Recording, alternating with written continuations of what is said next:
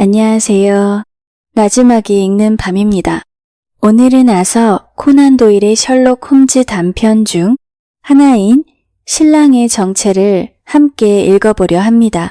셜록 홈즈와 함께 펼쳐지는 고요한 추리의 밤, 숨을 죽이고 귀 기울이게 되는 이야기. 지금부터 시작해 볼게요. 친애하는 친구요. 베이커가의 그의 하숙집, 벽난로 양쪽에 마주 앉아있던 셜록 홈즈가 입을 열었다. 삶이란 인간의 상상력으로 지어낼 수 있는 어떤 이야기보다 훨씬 더 기묘하고 놀라운 거야. 우린 감히 상상도 하지 못할 일들이 실제로는 그저 평범한 일상 속에서 벌어지고 있지. 만약 우리가 저 창문을 통해 손을 맞잡고 날아올라 이 거대한 도시 위를 유유히 떠다니다가 지붕을 하나씩 조심스럽게 걷어내고 그 안에서 벌어지는 이상한 일들을 여다볼 수 있다면 말이야. 기묘한 우연들, 치밀한 계획들, 서로 엇갈리는 의도들, 세대를 넘어 이어지며 가장 괴상한 결과로 이어지는 놀라운 사건들의 연결. 그걸 직접 본다면 세상의 모든 소설이 얼마나 뻔하고 따분하게 느껴질지 모를 거야. 소설은 늘 틀이 있고 결말은 예상 가능하지. 그런 것들은 금세 실증 나기 마련이지. 하지만 난 그렇게 생각하지 않아요. 내가 대답했다. 신문에 나오는 사건들을 보면 되게 밋밋하고 천박하잖아요. 경찰 보고서를 보면 사실주의가 극한까지 밀어붙여져 있지만 결과물은 솔직히 말해서 흥미롭지도 않고 예술적이지도 않아요. 현실감을 주려면 어느 정도 선별과 절제가 필요하지. 홈즈가 말했다. 그런 점이 경찰 보고서에선 빠져 있어. 관찰자 입장에선 핵심이 되는 세부사항보다 판사의 상투적인 말들에 더 많은 지면이 할애되는 경우가 많거든. 하지만 기억해. 일상처럼 보이는 것들이야말로 가장 비현실적인 법이야. 나는 웃으며 고개를 저었다. 당신이 그렇게 생각하는 것도 충분히 이해돼요. 내가 말했다. 새 대륙에 걸쳐 도무지 갈피를 못 잡는 사람들에게 비공식 조언자이자 조력자로 활동하다 보면 당연히 기이하고 이상한 일들과 마주할 수밖에 없겠지요. 하지만 말이죠. 나는 바닥에 떨어진 아침 신문을 집어들었다. 한번 현실적으로 실험해 봅시다. 자, 내가 처음 눈에 띈 제목이 이거예요. 남편의 아내 학대. 반쪽 지면을 채우고 있지만 굳이 읽지 않아도 내용은 다 알아요. 어김없이 등장하는 다른 여자, 술, 밀침, 폭행, 멍자국, 무관심한 언니나 냉정한 하숙집 아주머니까지. 세상에서 가장 조악한 작가도 이보다 더 조잡한 이야기는 못 쓸 거예요. 하지만 안타깝게도 그 예시는 당신 주장에 도움이 되지 않겠는걸요. 홈즈가 신문을 받아들며 말했다. 그는 빠르게 기사 내용을 훑어보더니 말을 이었다. 이건 던달스 부부의 별거 사건이야. 우연히도 내가 이 사건의 몇 가지 자잘한 부분을 조사하던 중이었지. 남편은 술을 전혀 하지 않았고 다른 여자도 없었어. 문제가 된 행동은 다름 아니라 식사 후마다 틀니를 꺼내 아내에게 던지는 버릇이 생긴 거였지. 이건 웬만한 이야기꾼이라면 상상도 못할 기행 아닌가? 자, 코담배 한번 들이켜시고 이번 사례에서는 내가 한 수 위였다는 걸 인정하시죠. 의사 양반.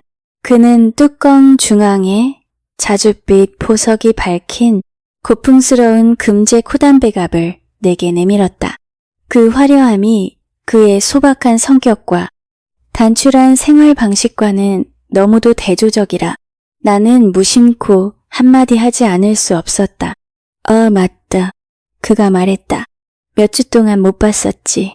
보헤미아 국왕이 준 작은 기념품이야.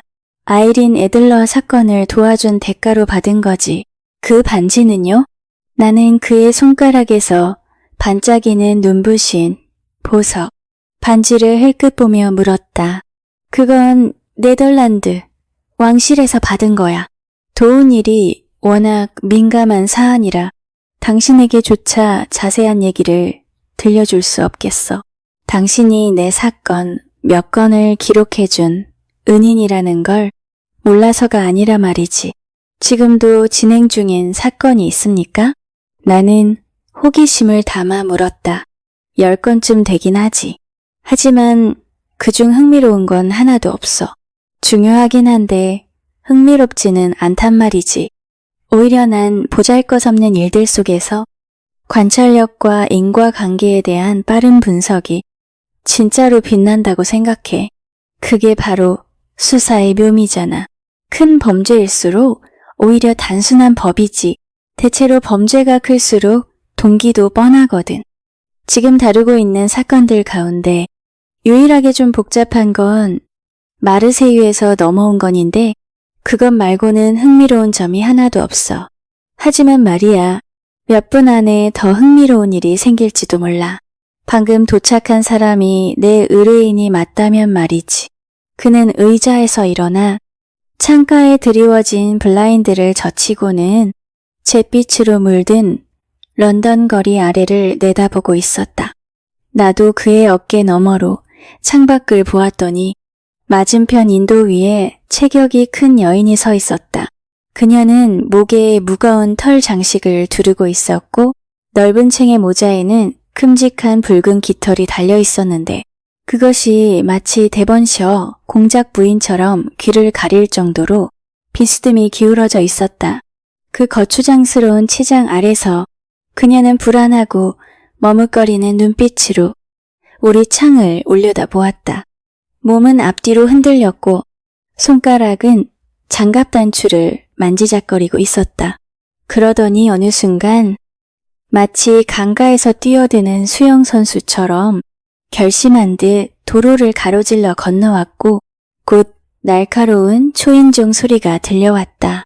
저런 증세는 전에도 본 적 있지. 홈즈가 담배를 벽난로에 던지며 말했다. 인도 위에서 저렇게 망설이는 건 대부분 연애 문제일 가능성이 커.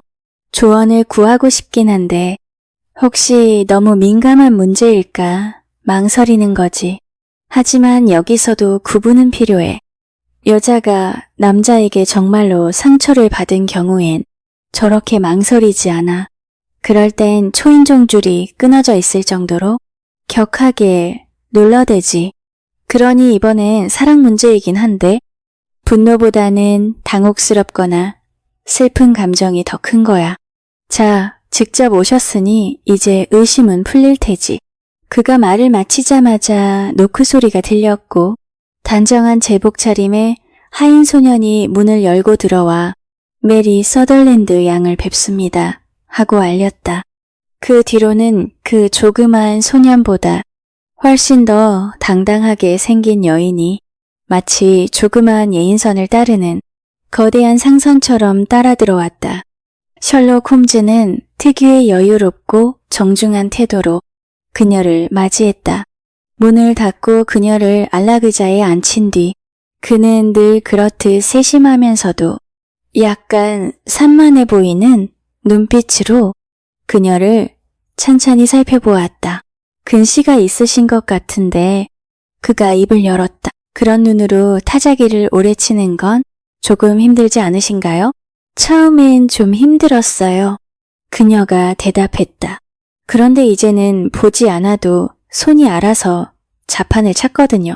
그러다 문득 홈즈의 말뜻을 온전히 깨달은 그녀는 깜짝 놀라 몸을 움찔하며 넓고 인상 좋은 얼굴을 들고는 두려움과 놀라움이 섞인 눈으로 그를 바라보았다. 저에 대해 이미 들으셨군요, 홈즈 선생님. 그녀가 외쳤다. 아니면 어떻게 그런 걸 다 아실 수 있겠어요? 신경 쓰지 마세요. 홈즈는 웃으며 말했다. 내 일은 그런 걸 아는 거니까요. 남들이 지나치는 걸 볼 수 있도록 훈련 받았는지도 모르죠. 그렇지 않았다면 당신이 왜 날 찾아왔겠습니까? 제가 이렇게 찾아온 건요. 에더리지가 부인을 통해 선생님 이야기를 들었기 때문이에요. 그분 남편을 경찰도 포기한 마당에 그렇게 쉽게 찾아내셨다면서요. 부디 저에게도 그렇게 해주세요. 제발요. 제가 부자는 아니지만 제 이름으로 매년 100파운드씩 받는 돈이 있고 타자기로 버는 돈도 조금은 있어요. 그걸 다 드린다 해도 상관없어요. 호스머 엔젤 씨가 어떻게 된 건지만 알 수 있다면요. 그런데 왜 그렇게 급히 이쪽으로 달려오셨나요? 셜록 홈즈는 손끝을 맞댄 채 천장을 바라보며 물었다. 그 말에 메리 서덜랜드 양의 약간 멍한 얼굴엔 다시 놀란 기색이 떠올랐다. 맞아요. 화가 나서 그냥 뛰쳐나왔어요. 그녀가 말했다. 윈디뱅크 씨, 그러니까 제 아버지가 너무 태연하게 받아들이는 걸 보니까 정말 화가 나더라고요. 경찰에도 안 가겠대요. 선생님께도 안 가겠대요.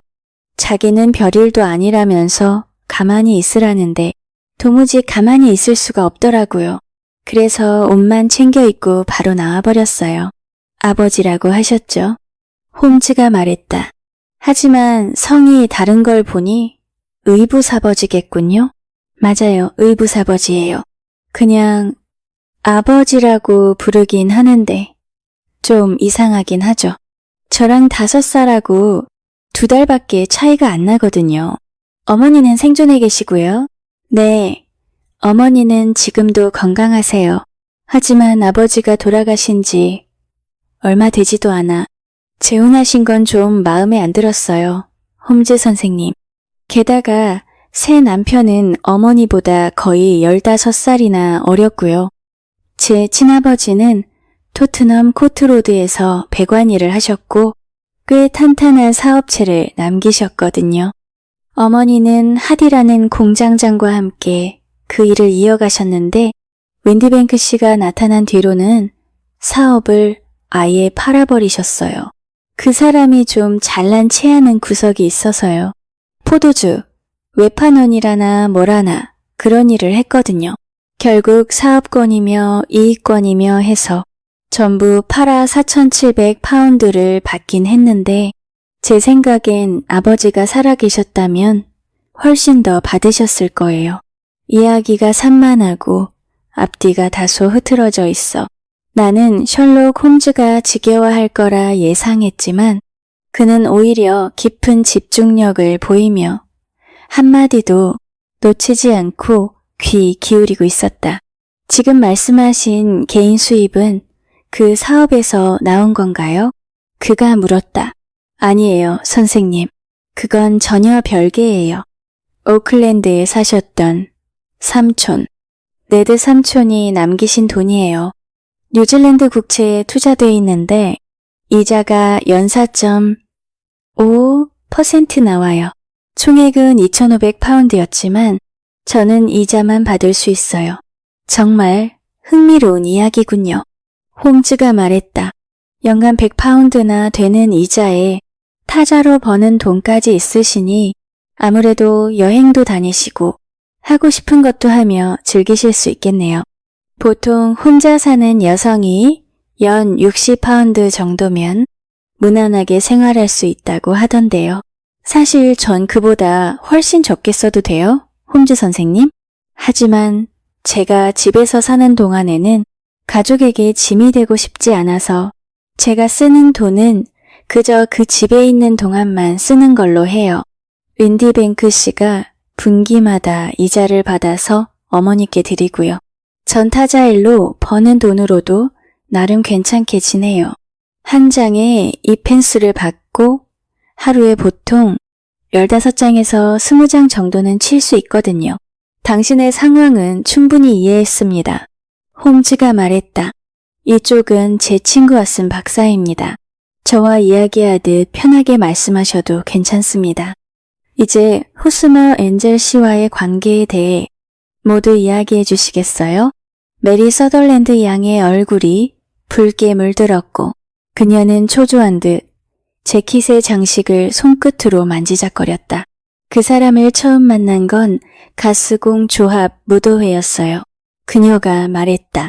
아버지 생전의 조합에서 늘 초대장을 보내주곤 했거든요. 아버지가 돌아가신 뒤에도 우리를 잊지 않고 어머니 앞으로 초대장이 왔죠. 그런데 윈디뱅크 씨는 우리가 가는 걸 원하지 않았어요. 사실 어디든 가는 걸 싫어했어요. 주일학교 소풍이라도 가고 싶다고 하면 몹시 화를 냈어요. 하지만 이번엔 꼭 가고 싶었고 그 사람이 막을 권리도 없다고 생각했어요. 그 사람이 뭐라고 했는지 아세요? 그 무도회에 오는 사람들은 우리와 어울릴 수준이 아니래요. 하지만 거긴 아버지 친구분들이 다 오는 자리였거든요. 또 입을 옷이 없지 않냐고도 했어요. 하지만 전 보라색 벨벳 드레스를 한 번도 꺼내지 않고 고이 넣어둔 게 있었단 말이에요. 결국 제가 가겠다고 완강하게 나오자 그 사람은 회사 일로 프랑스로 떠났어요. 그래서 어머니랑 저는 하디 씨랑 함께 무도회에 갔죠. 그분은 예전에 우리 집 공장장이었어요. 그리고 거기서 제가 호스머 엔젤 씨를 처음 만난 거예요. 그럼 윈디뱅크 씨가 프랑스에서 돌아왔을 땐 당신이 무도회에 간 걸 알고 꽤 화를 냈겠군요? 홈즈가 물었다. 의외로 별일 없었어요. 기억나는 건 그냥 웃으면서 어깨를 으쓱하더니 여자는 결국 자기 하고 싶은 대로 하게 마련이라 반대해봤자 소용없다고 하더라고요. 그렇군요. 그 무도회에서, 그러니까 가스공 조합 무도회에서 호스머 엔젤이라는 신사를 처음 만나셨다는 거죠? 네, 맞아요. 그날 밤 처음 만났고 다음날 바로 집에 잘 들어갔는지 보러 찾아왔어요. 그 뒤로도 몇 번, 그러니까 홈즈 선생님, 그 뒤로는 2번 함께 산책을 했어요. 그런데 그 후에 아버지가 다시 돌아오셨어요. 그리고 나서부터는 호스머 엔젤 씨가 저희 집에 올 수 없었죠. 그래요? 네, 아시다시피 아버지는 그런 걸 아주 싫어하셨어요. 누가 집에 오는 걸 원치 않으셨고 여자는 자기 가족 안에서 행복해야 한다는 말을 입버릇처럼 하셨죠. 그래서 전 어머니께 늘 말씀드렸어요. 여자도 자기만의 가정이 있어야 행복한 거라고요. 근데 전 아직 그걸 못 가졌잖아요. 그렇다면 호스머 엔젤 씨는 그 뒤로 아무런 연락을 하지 않았나요? 아니에요. 그때 아버지가 다시 일주일 안에 프랑스로 떠날 예정이었거든요. 그래서 호스머 씨가 편지를 보내왔어요. 그동안은 서로 만나지 않는 게 더 안전하고 좋을 것 같다고요. 편지는 계속 주고받기로 했어요. 그 사람은 매일 편지를 썼고 전 아침마다 제가 직접 우편물을 챙겼기 때문에 아버지는 전혀 눈치채지 못하셨어요. 그 시점에서 2분은 약혼하신 상태였습니까? 그럼요, 홈즈 선생님. 저희는 처음 산책을 하고 난 뒤 곧바로 약혼했어요. 호스머. 그러니까 엔젤 씨는 레던홀가에 있는 사무실에서 일하는 출납원이었고요. 어느 사무실이었죠? 그게 문제예요, 홈즈 선생님. 저도 몰라요. 그럼 그분은 어디에 살았나요? 그 건물 안에서 잤다고 했어요. 정확한 주소도 모르시는 건가요? 네. 레던홀가였다는 것 말고는요. 그럼 편지는 어디로 보냈습니까? 레던홀가 우체국으로 보냈어요. 찾아갈 때까지 보관해 달라는 식으로요. 사무실로 보내면 다른 사무원들이 여자한테서 편지 온 걸 두고 놀릴 거라고 하더라고요. 그래서 저도 그 사람처럼 타자로 써보겠다고 했는데 그건 또 싫다고 했어요. 제가 직접 손으로 쓴 편지는 저한테서 온 것 같은 느낌이 든다면서요. 타자기로 치면 기계가 우리 사이에 끼어드는 것 같다고 했거든요. 그 말만 봐도 홈즈 선생님, 그 사람이 저를 얼마나 아꼈는지 아시겠죠? 그런 사소한 것까지 다 신경 썼다니까요. 매우 의미심장하군요. 홈즈가 말했다. 예전부터 저는 사소한 것들이야말로 가장 중요한 법이라고 믿어왔습니다. 혹시 호스머 엔젤 씨에 대해 기억나는 다른 작은 특징이 있을까요? 그 사람은 정말 수줍은 분이었어요. 홈즈 선생님. 낮보다 저녁에 산책하는 걸 더 좋아했어요. 눈에 띄는 게 싫다고 하더라고요. 굉장히 조용하고 신사적인 분이었죠. 목소리도 아주 부드러웠어요. 어릴 적에 편도선염이랑 림프선이 부어서 목에 후유증이 남았다고 했어요. 그래서 말할 때도 늘 조심스럽고 좀 더듬기도 하고 속삭이는 듯한 말투였어요. 옷차림도 항상 단정했어요. 아주 깔끔하고 수수하게 입었죠. 그런데 눈이 약해서 저처럼 색안경을 쓰고 다녔어요. 햇빛이 눈에 부신 게 힘들다고 하더라고요. 그렇군요. 그럼 당신의 의붓아버지인 윈디뱅크 씨가 다시 프랑스로 떠난 뒤엔 무슨 일이 있었나요? 호스머 엔젤 씨가 다시 집에 왔어요. 그리고 아버지가 돌아오기 전에 결혼하자고 했죠. 정말 진지했어요. 무슨 일이 있어도 자신에게 충실하겠다고 맹세하라고 했고 저는 성경 위에 손을 얹고 맹세했어요. 어머니는 그런 맹세를 하게 한 건 그 사람이 저를 얼마나 사랑하는지를 보여주는 거라고 하셨어요. 사실 어머니는 처음부터 그 사람 편이셨어요. 저보다도 더 호감을 갖고 계셨을 정도예요. 그리고 결혼 이야기가 오가고 일주일 안에 결혼하자고 했을 때 제가 아버지는 어떻게 하냐고 물었어요. 그런데 두 사람 다 걱정하지 말고 나중에 아버지께 말씀드리면 된다고 했어요. 어머니는 자기가 알아서 잘 말씀드릴 테니 걱정하지 말라고 하셨고요. 그 부분이 좀 마음에 걸렸어요. 홈즈 선생님.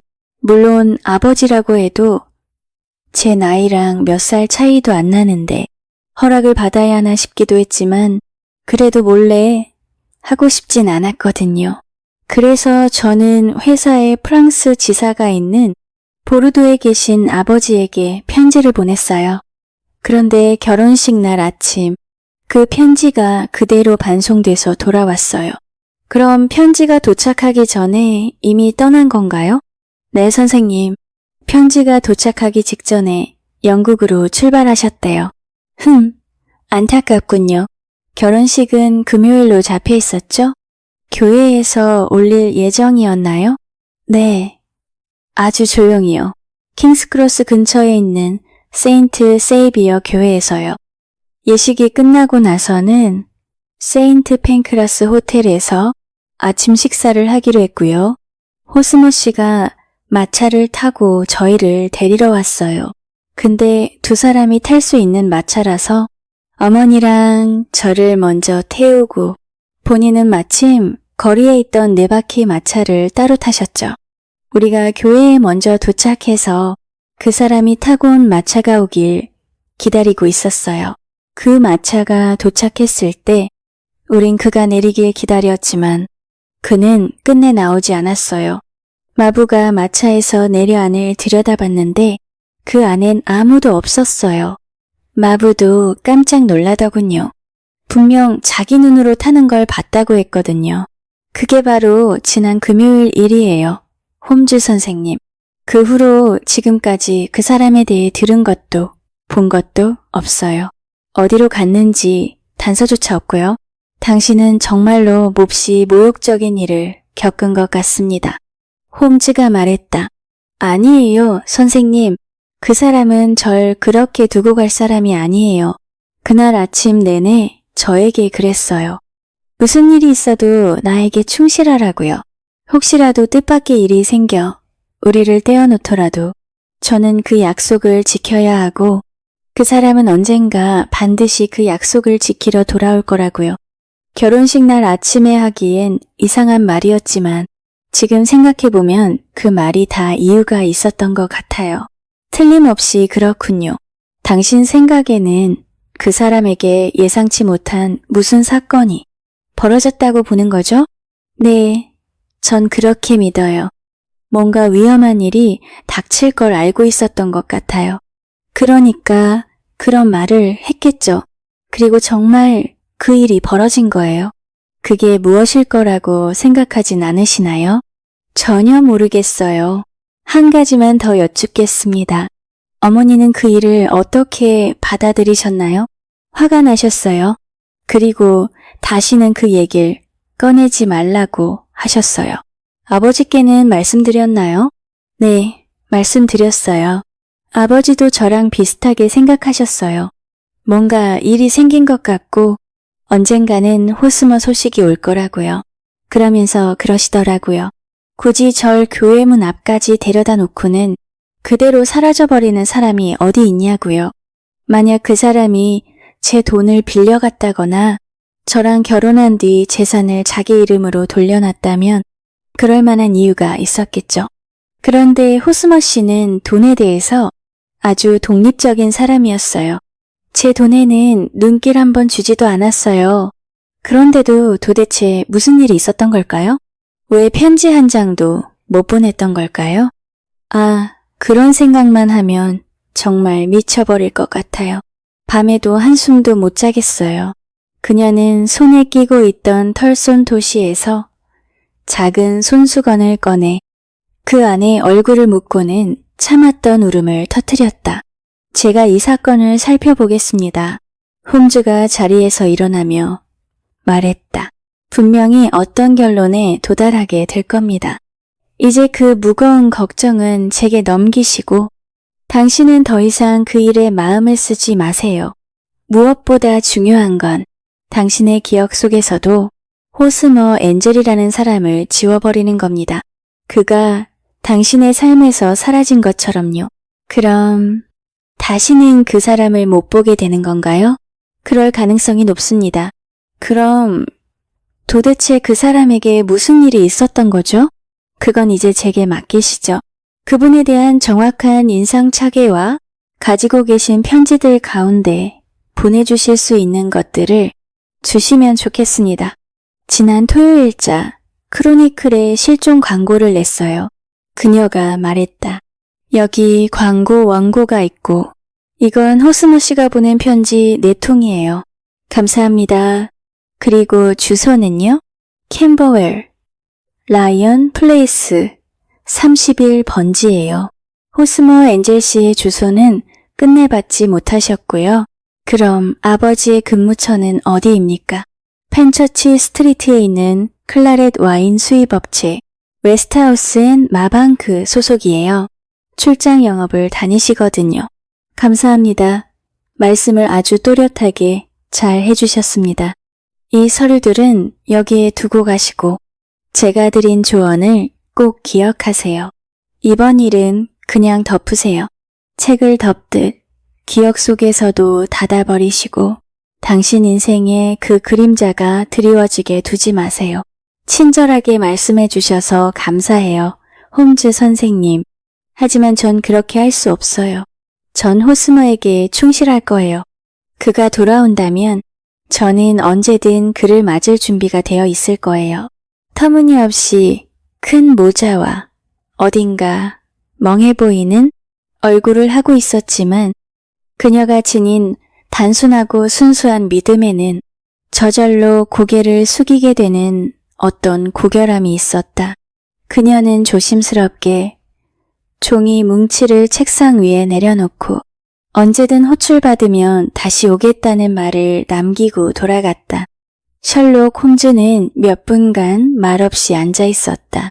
손끝은 여전히 맞댄 채였고 다리는 앞으로 쭉 뻗은 채 시선은 천장을 향해 있었다. 그러다 그는 선반에서 오래되고 기름기가 밴 점토 파이프를 꺼냈다. 그 파이프는 마치 그의 조언자 같은 존재였다. 불을 붙인 후 그는 의자에 몸을 깊숙이 기대었고 짙은 푸른 연기가 고리처럼 피어오르는 가운데 얼굴에는 무한한 권태감이 떠올라 있었다. 그 아가씨 꽤 흥미로운 인물이더군요. 그가 말했다.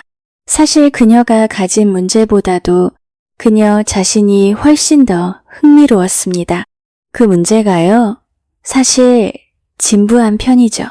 제 새긴 목록을 보면 77년 앤도버 사건이나 작년 헤이그 사건과 유사한 예가 있어요. 물론 오래된 수법이긴 하지만 이번엔 제게도 생소한 몇 가지 디테일이 있긴 했어요. 하지만 가장 배울 게 많았던 건 그 아가씨 자신이었죠. 그녀에 대해 꽤 많은 걸 알아낸 것처럼 보이던데 전 하나도 눈에 띄지 않던데요. 내가 말했다. 안 보인 게 아니라 그냥 안 본 거예요. 왓슨, 어디를 봐야 할지 몰랐던 거죠. 당신에게는 소매의 중요성도 손톱 모양의 암시도 구두끈 하나에 담긴 실마리도 아직 이해가 안 가는 모양이에요. 자, 그 여자에게서 뭘 알아냈습니까?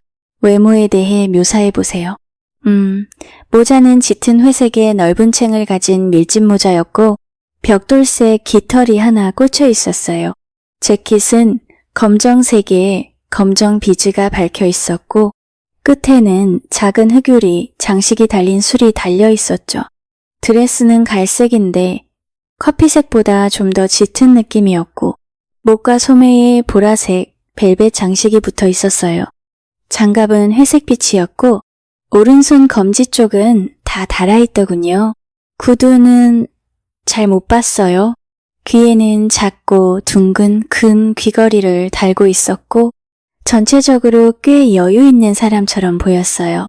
조금 천박하긴 해도 편안하고 느긋한 인상이었죠. 셜록 홈즈가 조용히 손뼉을 치며 키득거렸다.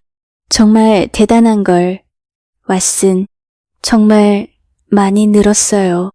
물론 중요한 건 죄다 놓쳤지만 관찰 방식은 제대로 파악했어요. 색깔에 대한 감각도 빠르네요. 그런데 말이지, 막연한 인상에 의존하지 말고 항상 세부 사항에 집중해야 해요. 난 언제나 여성을 볼 때는 먼저 소매를 살펴봐요. 남성이라면 바짓단 무릎 부분부터 보는 게 좋고요. 보셨듯이 그 여성의 소매엔 벨벳 천이 덧대어 있었어요. 그건 흔적이 잘 남는 아주 유용한 재질이죠. 손목 위쪽에 나 있는 이중선이 아주 뚜렷했어요. 그건 타자수가 책상에 팔을 댈 때 생기는 흔적이에요. 손으로 돌리는 재봉틀도 비슷한 자국을 남기긴 하지만 그건 왼팔에만 생기고 엄지 쪽 반대편에 생기기 때문에 이 사람처럼 소매 한가운데 나지는 않아요. 그 다음 얼굴을 봤는데 콧잔등 양옆에 코받침 자국이 남아있더군요. 그래서 근시와 타자 작업에 대해 언급했는데 그 말을 듣고 깜짝 놀라더라고요. 그 말에 놀란 건 저도 마찬가지였어요. 하지만 꽤 명백했잖아요? 그 다음으로 내가 정말 흥미를 느낀 건 아래쪽이었어요. 신발을 내려다보니 얼핏 보기엔 비슷했지만 사실은 짝짝이었어요. 한쪽은 앞코에 장식이 있었고 다른 쪽은 그냥 민문이었어요. 그리고 단추도 각각 다르게 채워져 있었죠. 한쪽은 5개 중 아래쪽 2개만 채워져 있었고 다른 쪽은 첫 번째, 세 번째, 5번째 단추만 잠겨 있었어요. 이처럼 깔끔하게 차려입은 젊은 여성이 단추도 제대로 못 채운 짝짝이 구두를 신고 나왔다면 급히 서둘러 나왔다는 건 아주 자연스러운 추론이죠. 또 뭘 보셨어요? 나는 물었다. 친구의 날카로운 추리에 언제나처럼 깊은 흥미를 느끼고 있었다. 그녀가 집을 나서기 전에 뭔가 쪽지를 쓴 흔적도 보였어요. 그런데 그건 옷을 다 입은 다음에 쓴 거더군요. 당신도 그녀의 오른쪽 장갑 검지 부분이 해졌다는 건 보셨죠? 하지만 장갑과 손가락 둘 다 보라색 잉크로 얼룩져 있는 건 눈치채지 못한 듯하군요. 급하게 글을 쓰느라 펜을 너무 깊이 찍은 겁니다. 손가락에 잉크가 선명하게 남아있는 걸 보면 오늘 아침에 쓴 게 확실하죠. 이런 건 재미있는 부분이긴 하지만 기본적인 추리일 뿐이에요. 이제 본론으로 돌아가야겠군요, 왓슨. 광고에 실린 호스머 엔젤 씨의 인상착의를 좀 읽어줄 수 있겠어요? 나는 작은 인쇄 쪽지를 불빛에 비춰 읽었다. 실종. 14일 아침. 호스머 엔젤이라는 이름의 신사. 키약 5피트 7인치. 체격은 다부지고 피부는 누르스름하며 머리는 검고 정수리 쪽이 약간 벗겨짐. 검은색 짙은 구레나룻과 콧수염. 색안경 착용. 말투에 약간의 장애 있음. 마지막으로 목격되었을 때의 복장은 실크 안감을 덧댄 검은색 프로코트, 검은색 조끼, 금색 알버트 체인, 회색 해리스트위드 바지, 그리고 고무 밴드 부츠 위에 갈색 게이터 착용. 레더놀가의 한 사무실에 근무했던 것으로 알려짐. 목격자나 관련 정보를 제공해주는 사람에게는 이하 생략 됐습니다. 홈즈가 말했다. 그는 편지들을 훑어보며 말을 이었다. 편지들은 아주 평범해요. 호스머 엔젤이 누군지 단서를 줄 만한 건 없고 발자크의 문장을 한 번 인용한 게 전부입니다. 하지만 왓슨, 당신도 틀림없이 눈치챘을 거예요. 한 가지 눈에 띄는 점이 있죠. 모두 타자기로 쓴 편지더군요. 내가 말했다. 단지 편지를 타자로 썼다는 것만이 아닙니다. 서명도 타자기로 찍혀 있어요. 이 아래에 적힌 단정한 호스머 엔젤이라는 이름을 보세요.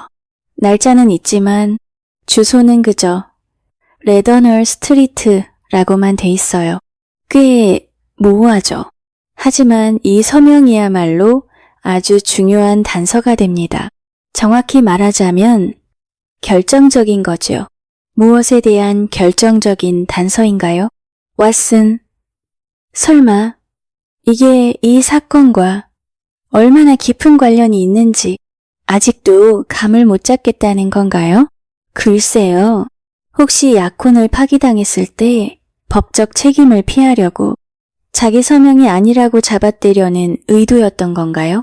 아니요. 핵심은 그게 아닙니다.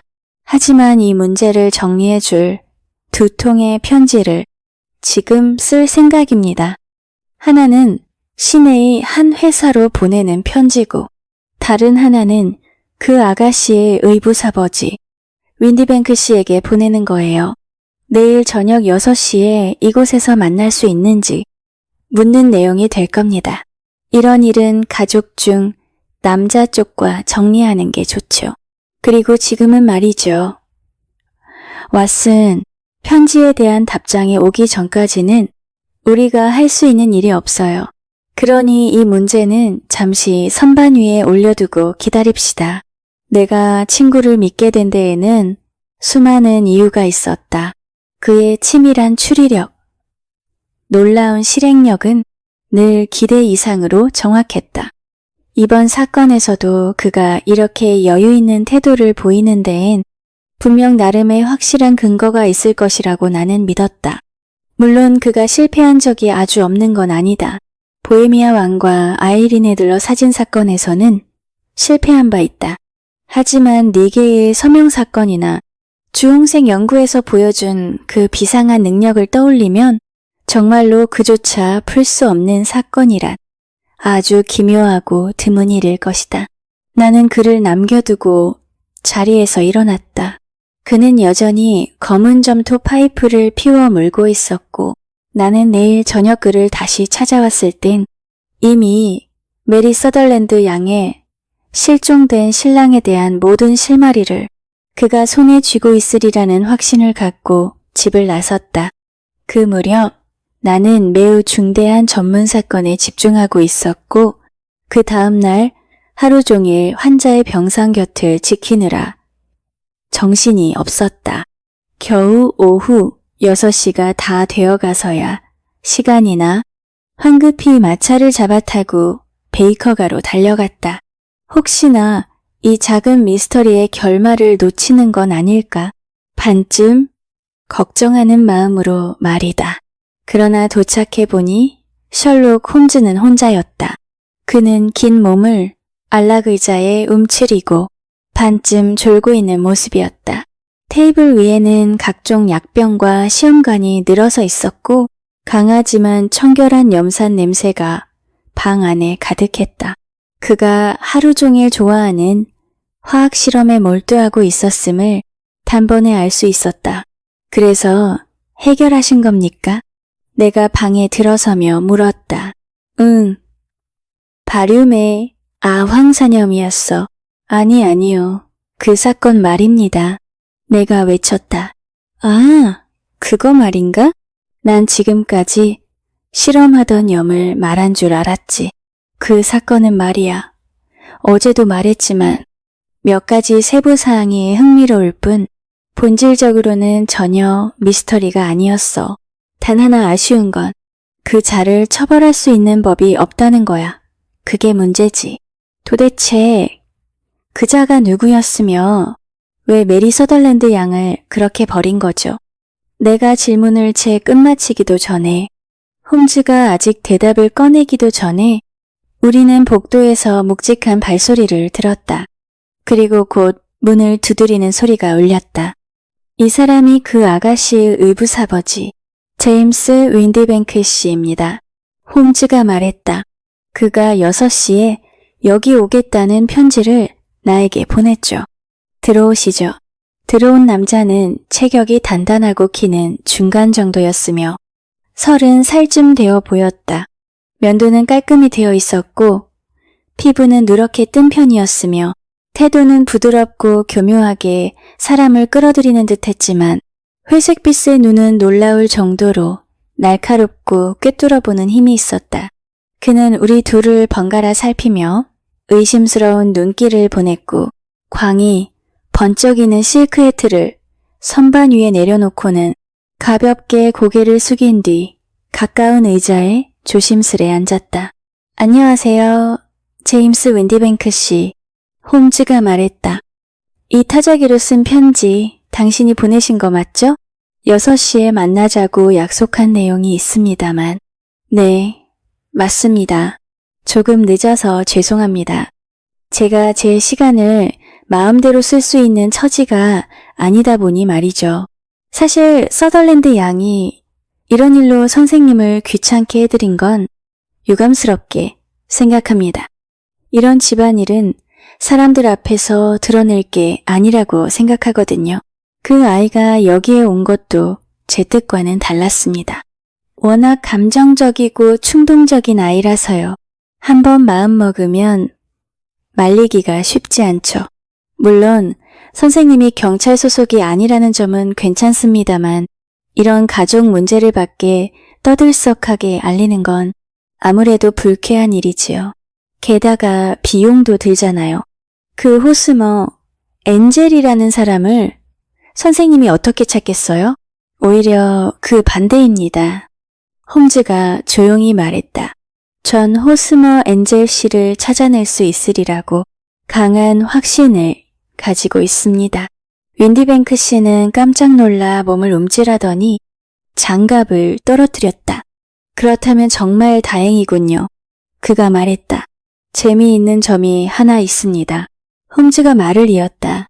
타작이라는 것도 사람의 필체처럼 고유한 특징이 있어요. 완전히 새 것이 아닌 이상 두 대가 똑같이 찍히는 경우는 거의 없습니다. 어떤 글자는 다른 것보다 빨리 닳고 어떤 글자는 한쪽만 마모되기도 하죠. 이 편지를 보면요. 윈디뱅크 씨. 이 자는 매번 흐릿하게 번져 있고 R자의 아래 꼬리 부분에도 미세한 결함이 있어요. 이 외에도 14가지 특징이 더 있지만 그 2가지가 가장 눈에 띕니다. 저희 사무실에선 모든 서류를 그 타자기로 작성합니다. 아무래도 오래 써서 좀 달았겠지요. 방문자는 날카로운 눈빛으로 홈즈를 바라보며 대답했다. 자, 이제 정말 흥미로운 연구 하나를 보여드리죠. 윈디뱅크 씨. 홈즈가 말을 이었다. 조만간 저는 타자기와 범죄의 관계에 관한 소논문을 하나 쓸 생각입니다. 제가 꽤 관심을 두고 연구해온 주제거든요. 여기 실종된 남자에게서 온 것으로 추정되는 편지 4통이 있습니다. 모두 타자로 작성된 것이죠. 보시면 알겠지만 4통 모두 이자는 번져 있고 알자는 꼬리가 없습니다. 그리고 제 돋보기를 써보시면 제가 언급한 다른 14가지 특징도 똑같이 나타난다는 걸 확인하실 수 있을 겁니다. 윈디뱅크 씨는 벌떡 일어나 모자를 집어들었다. 전 이런 허황된 얘기로 시간 낭비할 수 없습니다. 홈즈 씨, 그가 말했다. 그 남자를 잡을 수 있다면 잡으시고, 잡으면 연락주세요. 물론이죠. 홈즈는 문 쪽으로 다가가 열쇠를 돌리며 말했다. 지금 알려드리죠. 전 그 사람을 이미 잡았습니다. 뭐라고요? 어디 있죠? 윈디뱅크 씨는 입술까지 새하얗게 질리며 소리쳤다. 그리고 덫에 걸린 쥐처럼 이리저리 두리번거렸다. 안 통합니다. 정말이지. 이제 그만하시죠. 홈즈가 부드럽게 말했다. 이젠 빠져나갈 길이 없습니다. 윈디뱅크 씨. 너무나도 뻔하니까요. 제가 이런 단순한 문제를 풀 수 없을 거라고 생각하신 건 참으로 실례였죠. 그래요. 좋습니다. 앉으세요. 이제 천천히 이야기해 봅시다. 방문자는 힘없이 의자에 주저앉았다. 얼굴은 창백했고 이마에는 땀이 맺혀 번들거렸다. 이건 법적으로 문제가 되진 않잖습니까? 그가 더듬거리며 말했다. 유감스럽게도 법적으로 처벌할 수는 없을 것 같습니다. 하지만 우리끼리 이야기니까 말하죠. 윈디뱅크 씨, 제가 본 것 중에 이렇게 치사하고 이기적이고 잔인하기까지 한 짓도 드물어요. 자, 그럼 사건의 전개 과정을 한번 정리해 보겠습니다. 제가 틀리는 부분이 있으면 말씀하세요. 그 남자는 완전히 주눅이 들어 머리를 떨군 채 의자에 구부정하게 앉아 있었다. 완전히 짓눌린 사람처럼 보였다. 홈즈는 다리를 벽난로 선반에 올리고 주머니에 손을 넣은 채 몸을 뒤로 기대었다. 그리고는 마치 우리보다는 자기 자신에게 말하듯 천천히 이야기하기 시작했다. 한 남자가 자신보다 훨씬 나이 많은 여자를 돈 때문에 결혼했어요. 그리고 그 여자의 딸이 같이 살고 있는 동안은 그 딸의 돈도 함께 써왔죠. 그 집 형편을 생각하면 꽤 넉넉한 금액이었을 거고 그 돈을 잃게 되면 생활에 큰 타격이 생겼을 겁니다. 그러니 그걸 지키기 위해서라면 뭔가 수를 써야 했겠죠. 딸은 성격이 착하고 온순하지만 애정이 깊고 정 많은 아이였어요. 게다가 외모도 괜찮고 수입도 조금 있으니 가만히 놔두면 곧 결혼하게 될 게 뻔했죠. 하지만 그녀가 결혼을 하게 되면 매년 100파운드씩 들어오던 수입이 끊기게 됩니다. 그럼 의붓아버지는 어떻게 했을까요? 일단 집에 가두는 방법을 썼어요. 또래 사람들과 어울리는 것도 못하게 막았죠. 하지만 그 방법도 오래가진 못했어요. 딸은 반항하기 시작했고 권리를 주장했으며 결국 어느 무도회에 꼭 가겠다고 선언했죠. 그제야 그 교활한 의붓아버지가 꾀를 냅니다. 머리로는 감탄할 수 있지만 마음으론 참담한 계략이죠. 자기 아내, 그러니까 아이의 어머니와 짜고 변장하기 시작한 겁니다. 날카로운 눈은 색안경으로 가리고 얼굴은 콧수염과 짙은 구레나룻으로 가렸고 목소리도 부드럽고 속삭이는 말투로 바꿨어요. 그 아이가 근실아 얼굴을 잘 못 알아보는 것도 그에겐 유리했죠. 그렇게 해서 호스머 엔젤이라는 인물로 등장한 겁니다. 그리고 연애를 하는 척하면서 다른 구원자들이 접근하지 못하게 만든 거죠. 처음엔 그냥 장난이었어요. 방문자가 신음하듯 말했다. 설마 그 아이가 그렇게 깊이 빠질 줄은 정말 몰랐어요. 그랬겠죠. 하지만 결과적으로 그 아가씨는 분명히 깊이 빠졌습니다. 의붓아버지가 프랑스에 있다고 철석같이 믿고 있었기 때문에 배신이라는 의심은 단 한순간도 떠올리지 못했죠.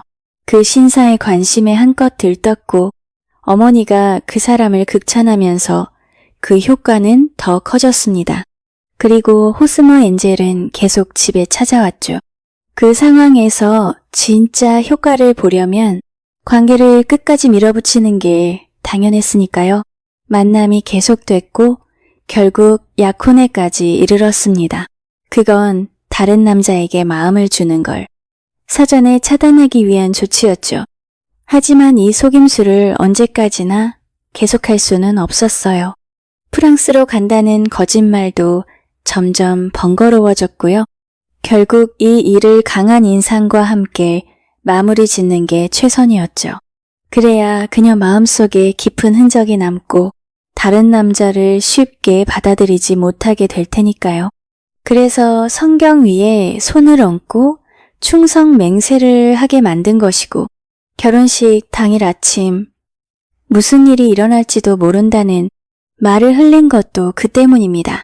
제임스 윈디뱅크 씨는 메리 서덜랜드 양이 호스머 엔젤에게 마음을 온전히 묶이게 만들고 그의 행방을 알 수 없게 해서 적어도 앞으로 10년 동안은 다른 남자에게 눈길조차 주지 않게 만들고 싶었던 겁니다. 그녀를 교회 문 앞까지 데려다 놓고 자신은 더 이상 나아갈 수 없으니 예전 수법 그대로 4바퀴 마차의 한쪽 문으로 타서 반대쪽 문으로 빠져나와 사라졌죠. 제 생각엔 이게 사건의 전말입니다. 윈디뱅크 씨, 홈즈가 말하는 동안 방문자는 어느 정도 평정을 되찾은 듯 보였다. 이제 그는 의자에서 일어나 창백한 얼굴 위에 싸늘한 조소를 띄고 말했다. 그럴 수도 있고 아닐 수도 있죠, 홈즈 씨. 하지만 선생님이 그렇게 똑똑하시다면 지금 이 순간 법을 어기고 있는 쪽이 선생님이라는 것도 아셔야죠. 저는 처음부터 지금까지 법적으로 문제될 행동은 한 적 없습니다. 하지만 지금처럼 문을 잠가놓고 절 붙잡아 두신다면 그건 명백한 불법 감금과 폭행이 될 겁니다. 말씀대로 법은 당신을 처벌하지 못하겠지요. 홈즈는 문을 열며 말했다. 하지만 내가 본 사람 중 당신만큼 벌을 받아 마땅한 인간도 없었습니다. 그 아가씨에게 오빠나 친한 친구라도 있었다면 당신 등짝에 채찍을 한 대 갈겼어야 해요. 이런 제기랄. 그는 윈디뱅크의 얼굴에 번진 조롱 어린 웃음을 보고 얼굴이 붉어지며 말을 이었다. 이건 의뢰인을 위한 일은 아니지만 마침 여기 사냥 채찍도 있겠다. 나 자신에게 보상을 좀 해볼까? 그는 채찍 쪽으로 성큼성큼 2걸음을 내디뎠지만 손을 뻗기도 전에 계단에서 요란한 발소리가 들렸다.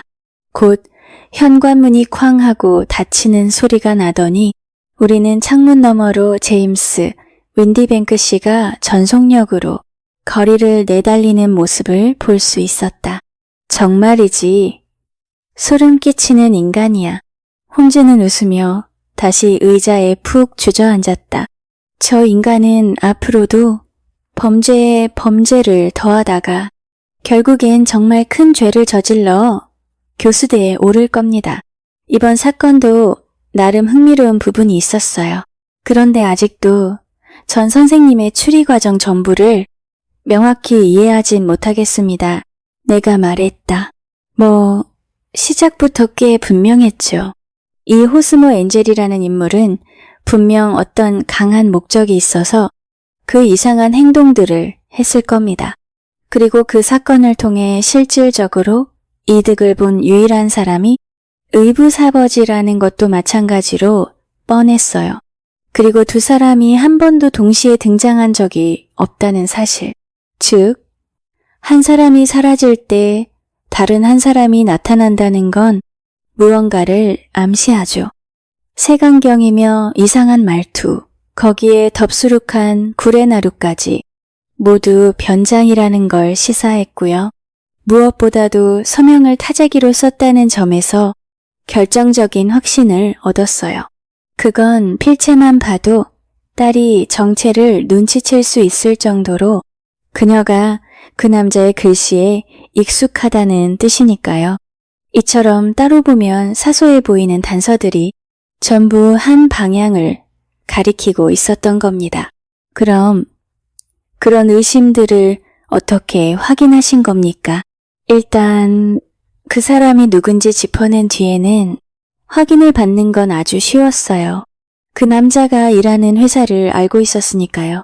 신문에 난 인상착의에서 변장으로 위장할 수 있는 요소들, 즉 구레나룻, 안경, 말투 같은 걸 제거하고 그걸 회사에 보내 그 묘사가 자사외근 직원 중 누군가와 일치하는지 확인해달라고 요청했죠. 이미 타자기의 특이점들도 파악해둔 상태였고 그 사람의 회사 주소로 편지를 보냈습니다. 이곳으로 와달라는 내용이었죠.